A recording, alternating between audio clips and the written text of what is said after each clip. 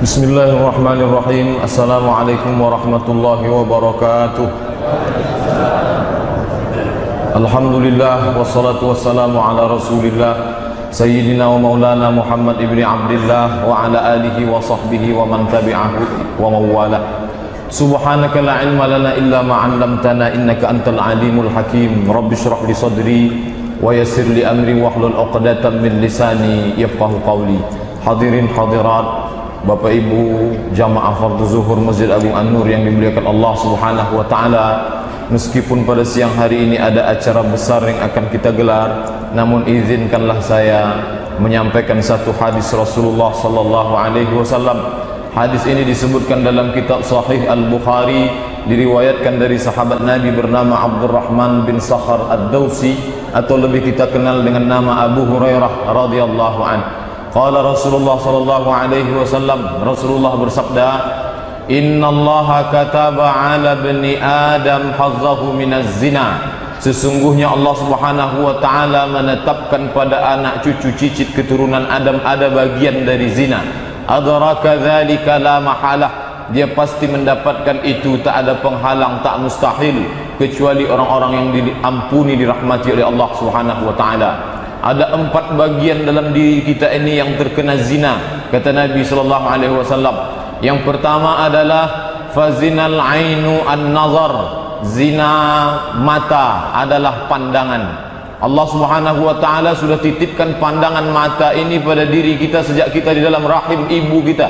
Allah Subhanahu wa taala berfirman di awal surat Al-Insan. Apa kata Allah Subhanahu wa taala? Allah menyebutkan, inna khalaqnal insana min nutfatin amsyajin.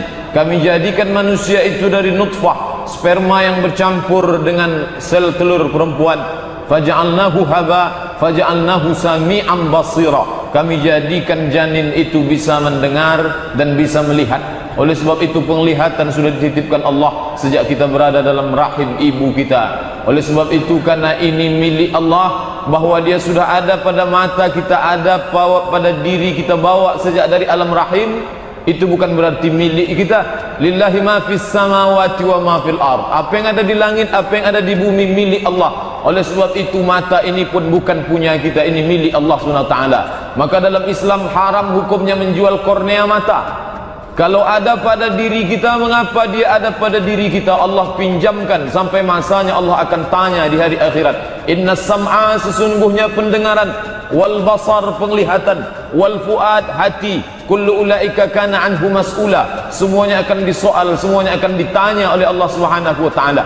Dalam ayat lain Allah katakan, la tus'alunna yawma idzin 'anil na'im. Kelak kamu semua akan ditanya. Salah satu yang akan ditanya tersebut adalah mata. Bapak dan Ibu hadirin yang dimuliakan Allah, kita tak dapat mengutuk nasib, menyalahkan takdir. Mengapa Allah takdirkan kita hidup di zaman seperti sekarang ini, zaman semua aurat terbuka? Mengapa kita tidak dihidupkan Allah di zaman Rasulullah, zaman Khulafa ar-Rasyidin Abu Bakar, Umar, Utsman dan Ali?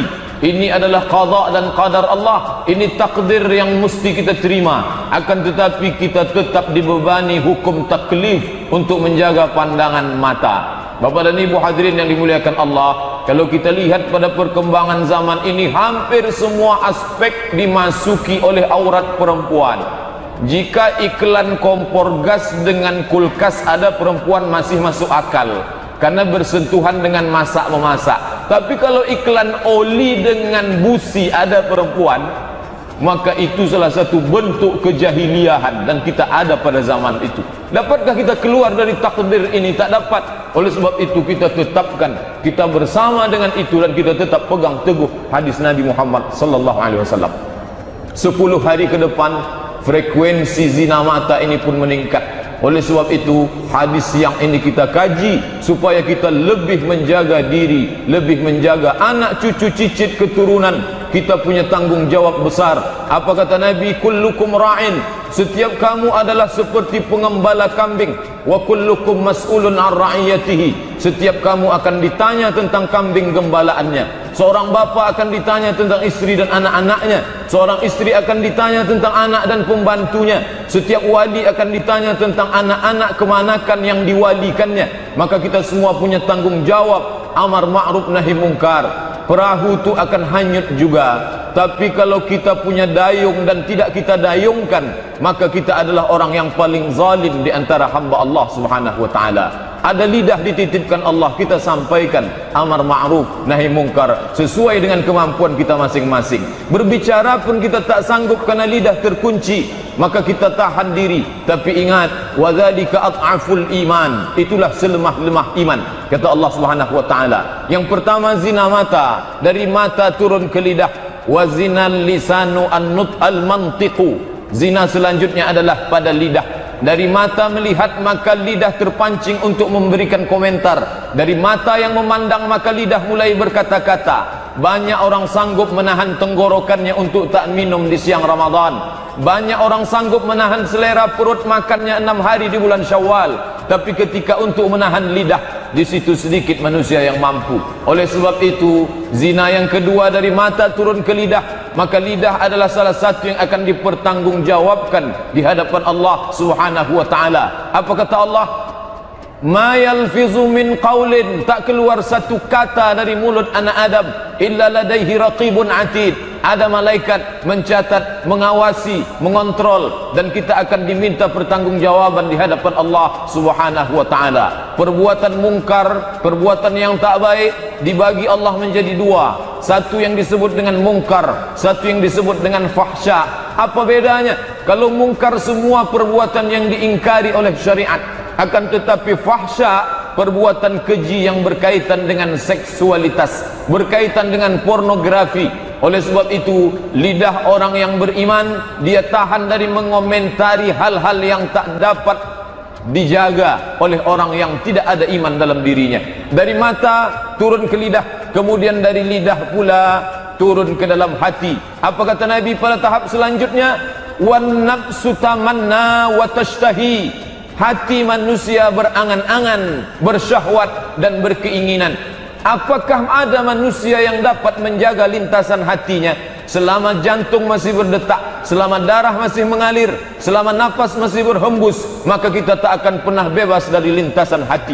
Allah Ta'ala berfirman dalam Al-Quran, wa in tubdu ma fi anfusikum, kalau kamu nyatakan apa yang ada dalam hatimu, kamu ungkapkan lewat lidahmu, au tukhfuhu, atau tidak kamu nyatakan, kamu simpan dalam hatimu, yuhasibukum bihillah, kamu tetap juga akan dihisab oleh Allah Subhanahu wa taala. Lalu bagaimana melawannya?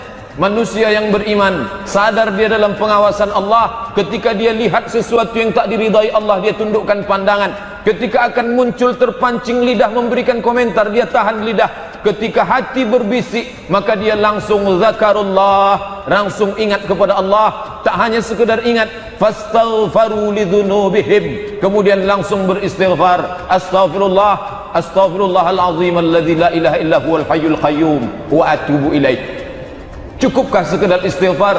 Lanjut pada langkah yang ketiga, walam yusirru, berhenti, stop, putuskan hubungan, ala ma fa'alu wa hum ya'lamun, mereka tidak melanjutkan perbuatan, terima kasih, yang tidak diridai Allah Subhanahu wa taala. Bapak dan Ibu hadirin yang dimuliakan Allah Subhanahu wa taala, dari mata turun ke lidah, dari lidah turun ke hati, yang terakhir pada tahap yang keempat, inilah yang paling mengkhawatirkan, kata Nabi sallallahu alaihi wasallam, wal farju yusaddiqu dzalika wa yukadzibuhu, kemaluan membenarkan apa yang dilihat lidah, membenarkan apa yang dikatakan lidah, membenarkan apa yang dilintas dalam hati.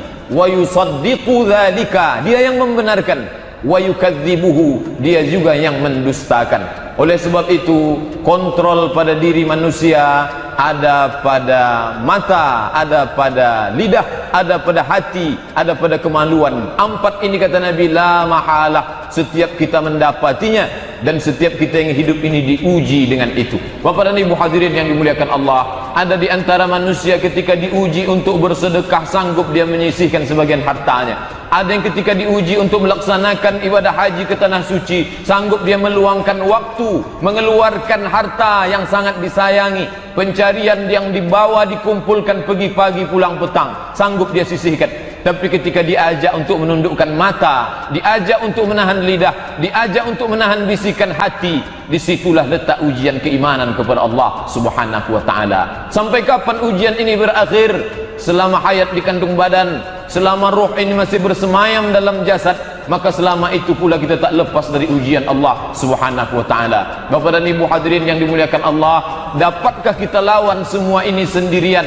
Allah Subhanahu wa taala membuat kita makhluk individual. Kita bukan makhluk individual, tapi kita makhluk sosial, hidup bermasyarakat.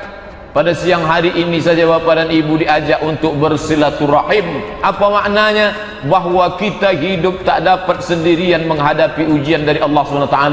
Oleh sebab itu perlu membuat komunitas, perlu membentuk pengajian agar kita hidup bersama dalam kaedah Quran dan sunnah Nabi Muhammad sallallahu alaihi wasallam. Itulah yang dipesankan Nabi, alaikum bil jamaah, hendaklah kamu hidup berjamaah. Mengapa demikian? Yadullah ma'al jamaah, karena kekuatan tangan Allah bersama jamaah.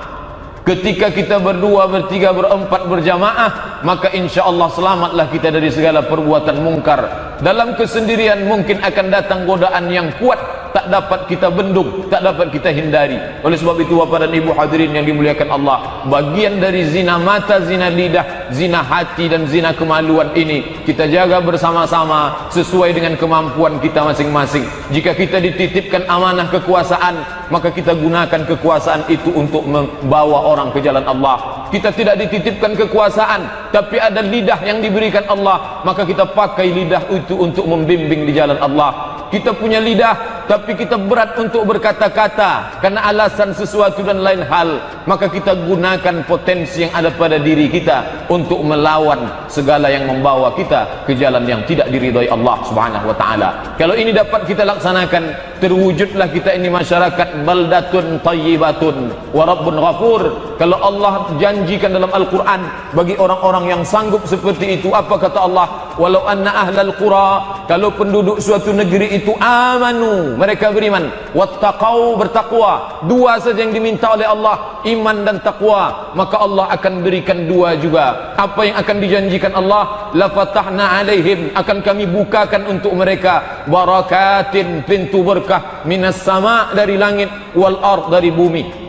Balasan sebagai keimanan dan ketakwaan. Tapi kalau yang dua ini tidak ada, maka Allah pun berjanji juga. Apa kata Allah?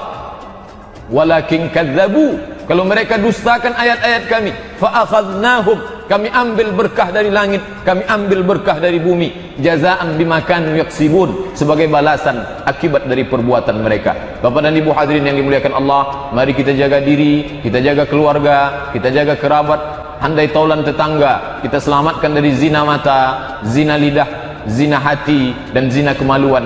Mudah-mudahan kita termasuk hamba-hamba Allah yang dapat melaksanakan amar ma'ruf nahi mungkar. Tapi kalau kita sudah merasa cukup dengan haji kita, merasa cukup dengan salat malam kita, merasa cukup dengan 30 malam tarawih witir kita, khatam Al-Quran, tapi amar ma'ruf nahi mungkar ini tidak kita laksanakan, apa kata Nabi?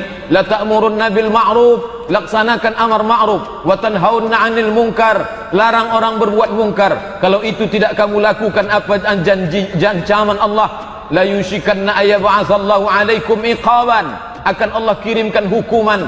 Apa itu hukumannya? Macam-macam bentuk hukuman dari Allah. Bumi tak lagi menumbuhkan tanam-tanaman, langit tak lagi menurunkan hujan sebagai berkah, sebagai hukuman. Setelah hukuman itu datang, summa tad'unahu, kemudian kamu berkumpul berdoa kepada Allah, kamu buat istighasah kubra, kamu berdoa membaca ayat-ayat Allah, berzikir mengingat Allah, berdoa kepada Allah, fala yustajabu lakum, doa kamu tak dikabulkan. Akibat apa? Tidak ada amar ma'ruf nahi mungkar. Itulah hadis singkat yang dapat kita kaji pada siang ini. Yang baik datang dari Allah, yang tak baik dari hamba Allah yang dhaif.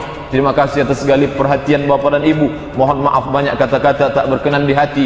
Subhanakallahumma wa bihamdika, asyhadu an la ilaha illa anta, astaghfiruka wa atubu ilaik. Wassalamualaikum warahmatullahi wabarakatuh.